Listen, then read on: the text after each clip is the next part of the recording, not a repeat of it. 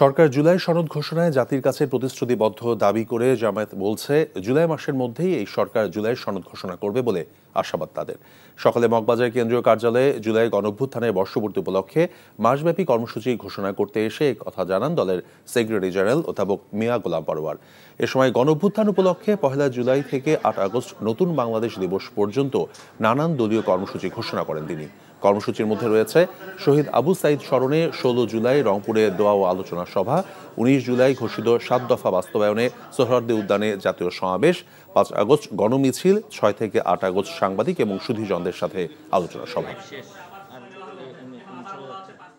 এই ইতিহাস, এই স্মৃতি, এই অভ্যুত্থানে যারা অসাধারণ অবদান রেখেছেন, যারা জীবন দিয়েছেন, রক্ত দিয়েছেন, আহত হয়েছেন, মেধা, শ্রম, চিন্তা, দেশে বিদেশে নারী, পুরুষ, শিশু, সকল শ্রেণী পেশার সব স্তরের মানুষের একটা সার্বজনীন আন্দোলনের মধ্য দিয়ে কিন্তু এই জাতির এই পরিবর্তনটা রাজনৈতিকভাবে ঘটেছে। আশা করি এই মাসব্যাপী কর্মসূচি এই জাতিকে আবার নতুন চেতনায়, জুলাইয়ের অভ্যুত্থানের চেতনাকে লালন করে এগিয়ে চলার জন্য আরো অনুপ্রাণিত করবে, আরো সংগঠিত করবে।